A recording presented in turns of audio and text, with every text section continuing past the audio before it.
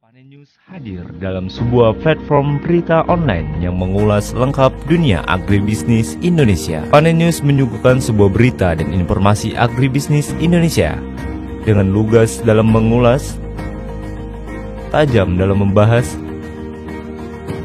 berimbang, kredibel, dan independen. Selain itu, topik menarik dengan ulasan yang lugas juga kami sajikan untuk para pembaca di seluruh Indonesia.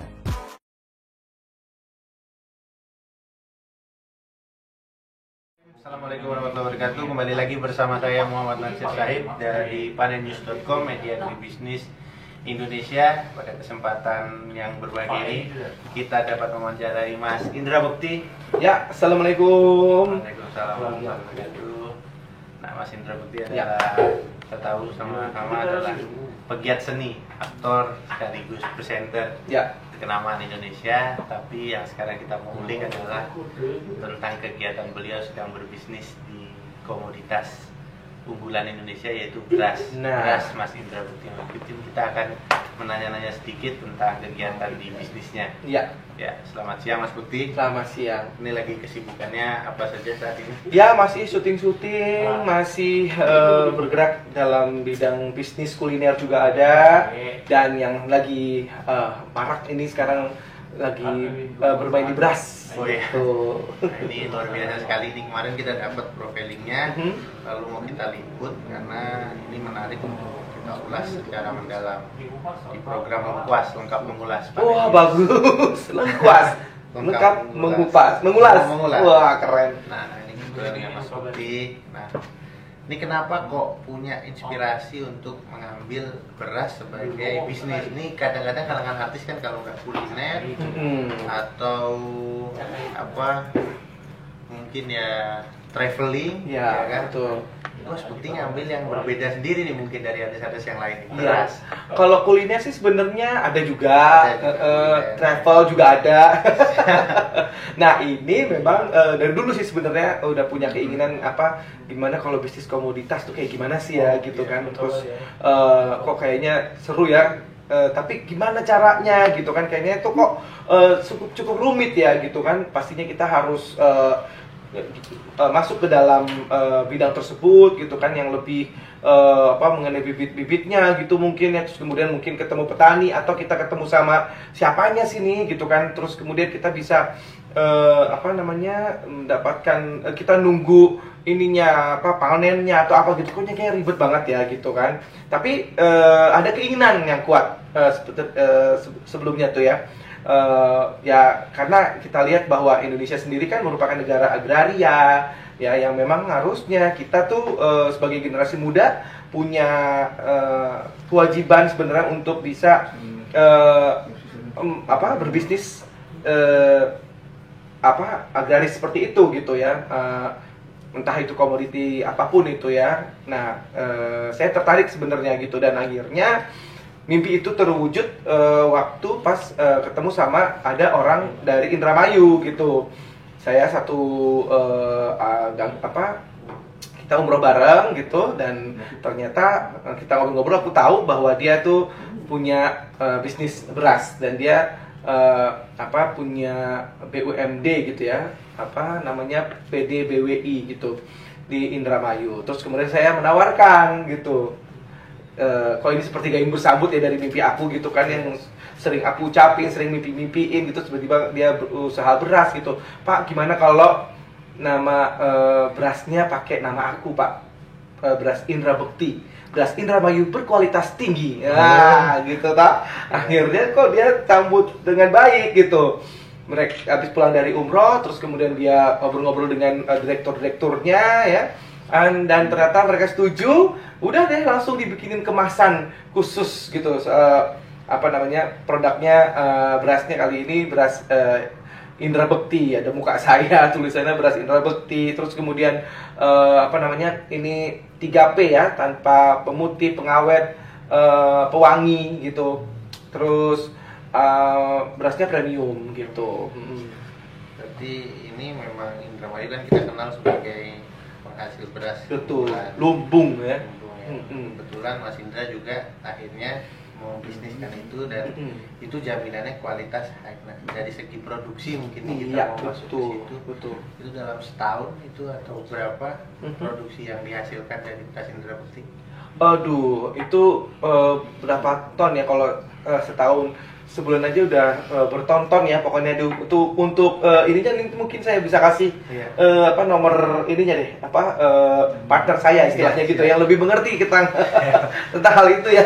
Jumlahnya saya nggak ngerti, yang penting kita dapat pemasukan aja bawah. Tapi intinya sebenarnya niatnya tuh berangkat juga adalah ingin membantu ya petani-petani sih sebenarnya gitu kan. Mereka yang harusnya mendapatkan keuntungan yang bagus, kemudian juga kesejahteraan ya kan. Mudah-mudahan dengan cara saya seperti ini menjadi brand ambassador dari sebuah bisnis beras itu sendiri gitu ya. Dan kemudian juga saya pun juga nggak cuma sebagai brand ambassador, kemudian pemasaran dan saya juga masuk ke dalam bisnisnya juga gitu. Jadi saya pun juga bergerak dan menawarkan juga dan juga yang memperkenalkan beras Indramayu itu sendiri gitu. Jadi dan ya sangat menarik ya bisnis ini gitu. Nanti memang ini awal masuk, nanti barangkali berkembang lagi ke. Nah, di sisi lain kalau kita melihat beras Indramayu yang Mas Bekti tadi itu kan pas banget nih, Indra Bekti apa tadi? Indramayu berkualitas tinggi. Nah, itu kemarin kita pahami ada beberapa titik dan sudah tersebar sangat luas. Betul. Nah, itu impactnya langsung kepada BUMD dan dirasakan oleh masyarakat langsung. Nah, harapan Mas Bekti ke depannya apa?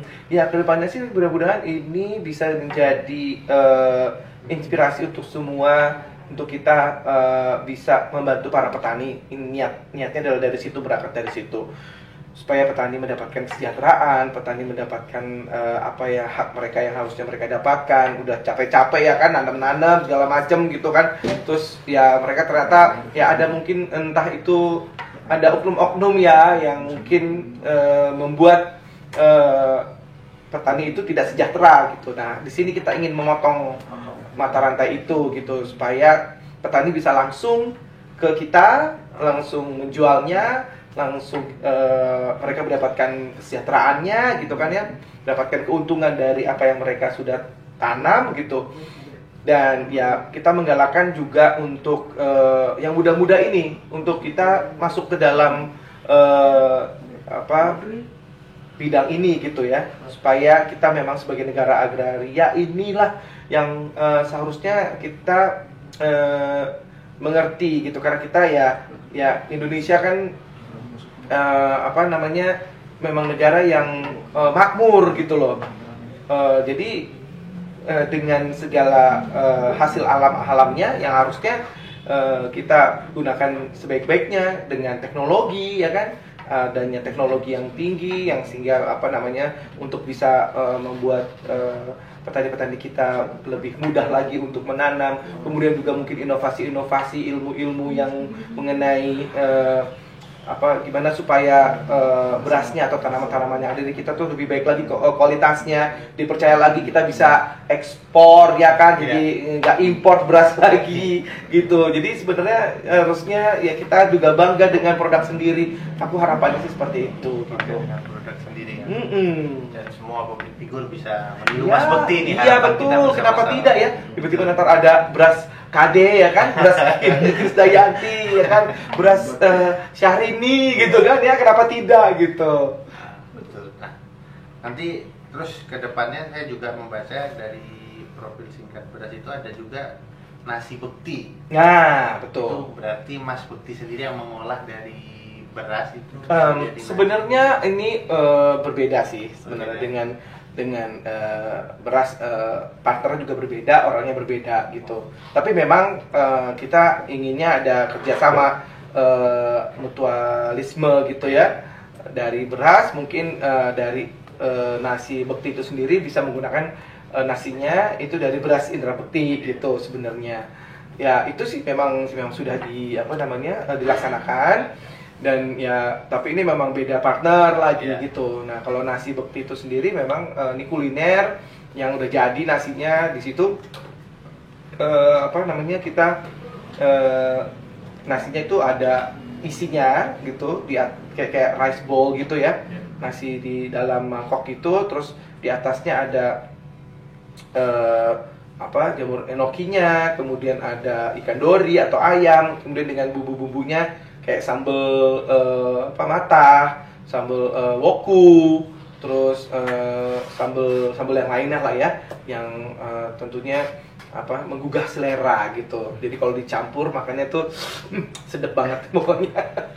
Nah, ini berarti Mas create sendiri semua bisnis tadi? Iya, sebenarnya kan kita kalau berbisnis tuh kalau sendiri pasti ya butuh partner lah ya. Pemikiran. Kalau dari segi pemikiran memang tentunya pasti ide-ide datang dari saya gitu kan, dan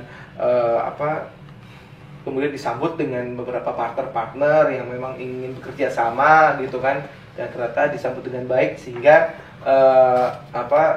terjalin kerjasama yang baik dan menghasilkan sesuatu, dan semoga bisnisnya bisa berjalan dengan lancar. Nah, ini luar biasa sekali Mas Bukti, ini bisnisnya Nusantara banget. Bukan lagi. Ya, kita doakan sukses untuk bisnisnya ke depannya. Semoga bisa ini mungkin sedikit Mas menyampaikan tentang Panen News. Bagaimana pandangan Mas mengenai agribisnis ini? Iya.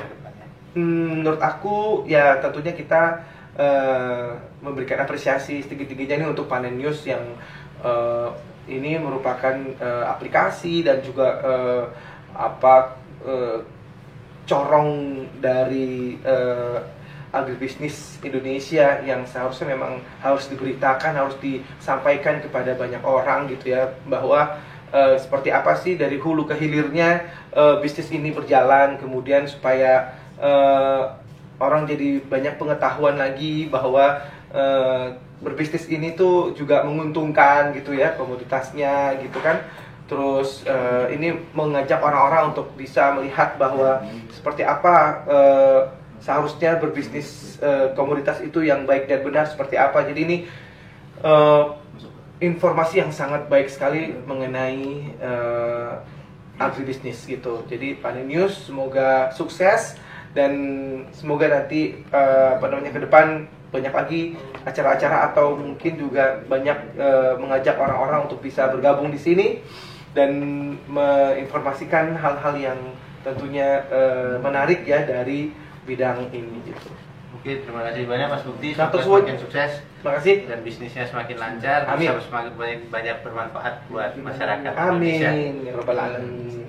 Sukses terus. Billahi taufiq wal hidayah. Assalamualaikum warahmatullahi wabarakatuh. Waalaikumsalam warahmatullahi wabarakatuh.